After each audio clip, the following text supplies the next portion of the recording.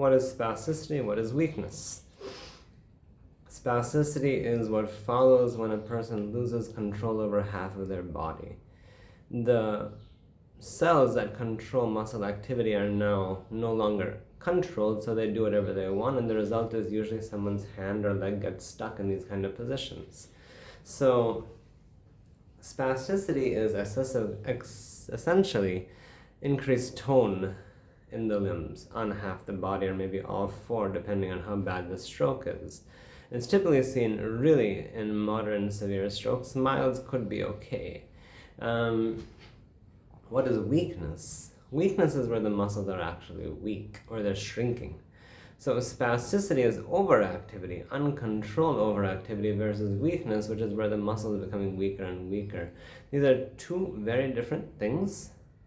Spasticity has a complete management pathway, starting from regular exercises done by the patient at home, to oral medications, to injections, all the way up to surgery. Again, it's the physiatrist who makes those decisions on the patient, whether it's appropriate or not. Weakness is something we really don't see that often in a stroke unless there's a nerve problem. And that's when the muscles really start to waste. Now, they can happen together, but typically we see a lot of spasticity more than weakness.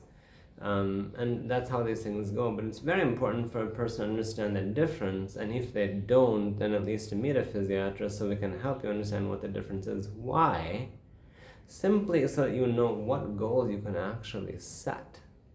And I say this simply because in the past we've had people whose spasticity is so uncontrolled their arm gets stuck like this, right?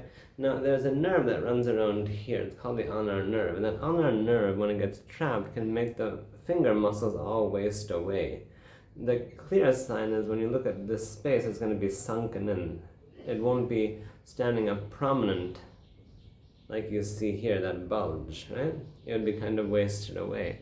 So sorting these things out helps us understand what realistic goals we can set for a person to help them achieve their best possible self post-stroke.